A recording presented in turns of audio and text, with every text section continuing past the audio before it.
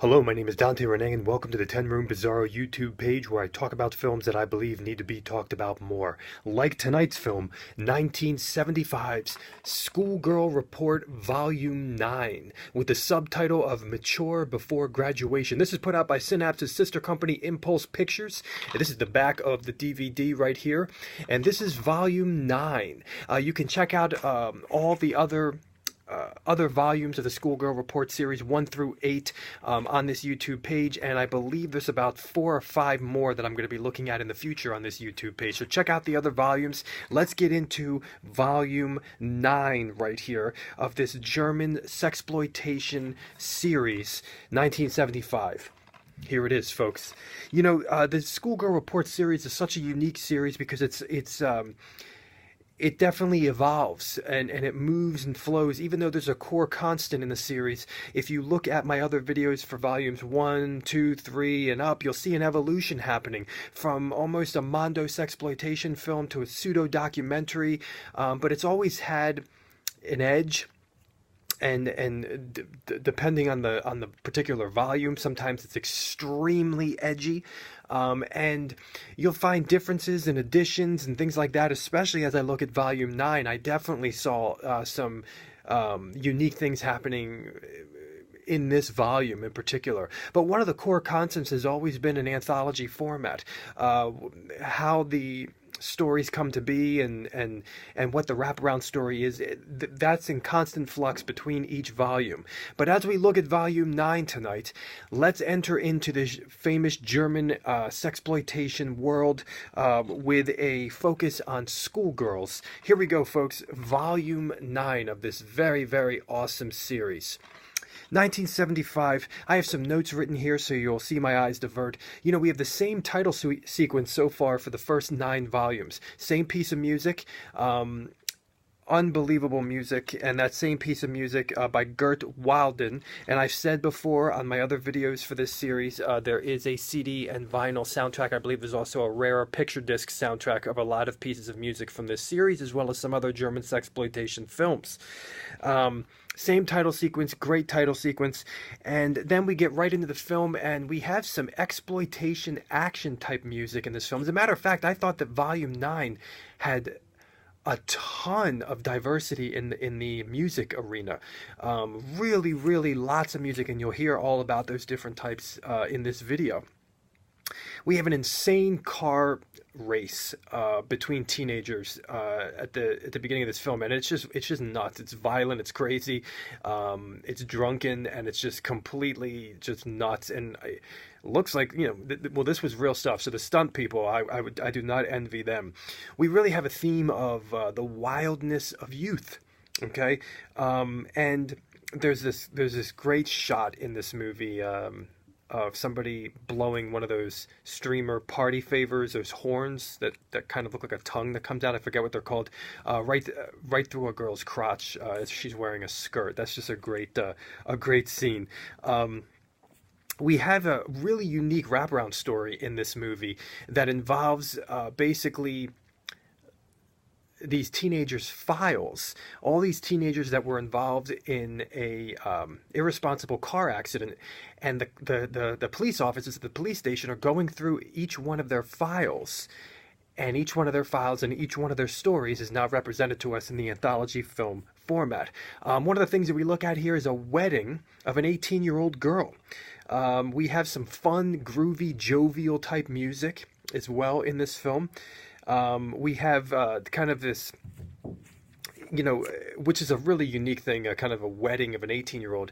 And we have this old woman that works at an inn, and her kind of stories of when she was first married, and she's hilarious, and kind of how her husband was, you know, didn't really want to have sex and was drunk. And you kind of have her peering in at this young, newly married couple and admiring the 18-year-old girl's breasts and butt, and remembers what her body used to look like when she was her age, you know, 40 years ago, and what sex used to be like, and boy, those were the best years. And so you have those themes of age and age within the sexploitation arena as well, just kind of relishing the youth the wildness of youth, the sexuality of youth, and the sexuality of our young bodies. We have some elements of sexual uptightness with the husband. 70s dramatic type of TV sitcom music we have in here as well, folks. And marital issues involving gender, involving money, involving sexual positions, and involving school because of being married so young. The gender issues in this particular film are, they would be, deemed old-fashioned and somewhat politically incorrect in 2017, but very, very awesome and refreshing in this cinematic world. We have kind of an element in this film too with, the fact that young people don't listen to more experienced older people and make their own mistakes, and kind of the question pops up: do you need those mistakes in order to be a better adult? And will just every teenager make those mistakes no matter what? And hopefully you don't make ones that are too bad or too often. We have a sex orgy party in this movie. And as a matter of fact, the interesting thing about this film is that a party in some form or fashion links up all of these stories in this film. We have groovy 70s funk teen naked dancing, striptease. We have how do I say this? It's pretty wild. The element of using sleeping pills because of your love for someone. Not going to say much more about that. We have characters talking straight to the camera. Really, really interesting. Right to the viewer. Mysterious, funky synth in this film as well, which I don't remember hearing in the first 8 volumes of this series so far. Some really mysterious kind of synthy music that is deemed popular nowadays in 2017 with a lot of, different types of modern artists, which is interesting. We also had some funny sound effects in this film, in particular with this one dad. Every time he moved his face, there'd be this sound. And there's also a naked, passed out girl, face down on the floor, who farts in a dad's face because he landed on her naked ass. Farts a couple times, yeah, right on her face, right in his up his nose. Cue the funny sound effect on his face at that point. The idea of the to a virgin, of the feeling of first penetration. We have this awesome mirror reflection that kind of looks like it's real, and then the camera backs up and you realize it's a reflection. So there's some great reflection work in here. We have kind of interesting things dealing with lesbianism in this film, the secrecy of lesbianism, but also, even from the male perspective, the kind of the dirtiness and immorality of lesbianism, and that it's not looked at as something that is loved by men, which is interesting. We have a male porn mag in this film, seeing the guy's penis, not erect, but seeing the guy's penis. We have a little bit of some edgy material from like the first volumes, which involves sex with your stepfather. We also have the themes of abortion and pregnancy. We have some real close face shots in this film, and even some POV cinematography in here, a little bit. And this was crazy. We even had some 50s rock sounding stuff, and lots of vinyl records in this movie. Great vinyl records. We this interesting theme in this film of your parents being cool, and kind of the language of teenagers, and the sexuality of history.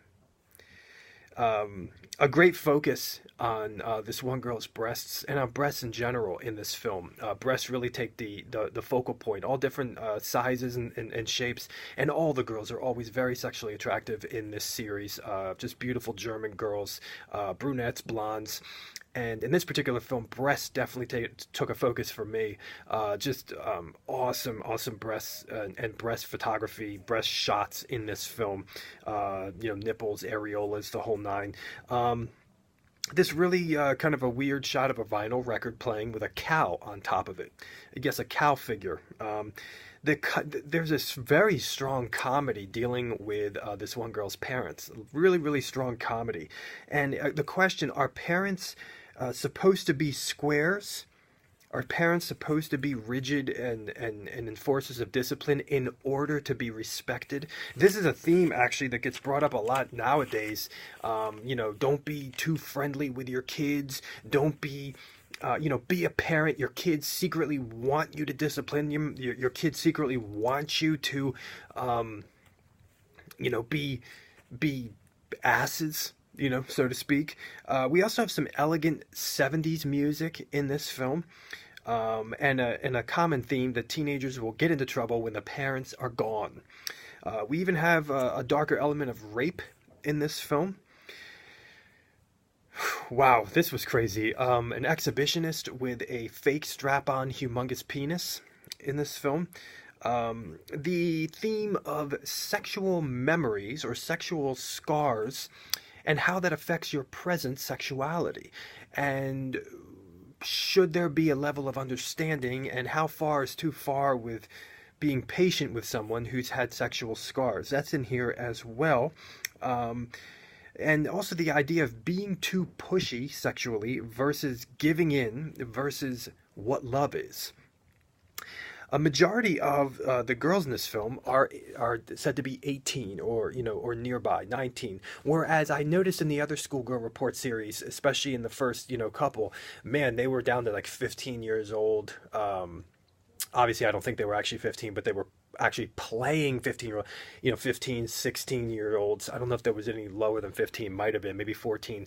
And really, really edgy material. I mean, nowadays in 2017, even X-rated films or sexploitation films, they won't even, for the most part, they won't even pretend that somebody's underage for fear. But in this series, yeah, definitely some very, very edgy stuff. In this particular one, though, the majority are 18, which is interesting. In Volume 9, we kind of have this lost girl in this film as well, dealing with school and parents and money and really trying to love her boyfriend, and at the same time, make sense of her life and try to be independent. There's definitely a level of independence. Ooh, sorry about that. That's seems to be my neighbors.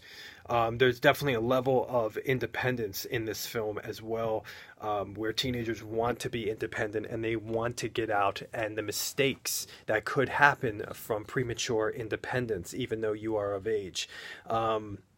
There's the element of using sex to help someone. Very interesting. And what an ending to this film, because like Tarantino's Pulp Fiction and things like that, I mean, maybe Tarantino got it a lot from these films from way back when. There's a connection between the beginning of the film and the ending of the film. And in this volume, as opposed to the other Schoolgirl Report volumes, I see such an amazing anthology wraparound story connection that was not in the other ones, and a twist and a definition to all of the stories and to the wraparound stories.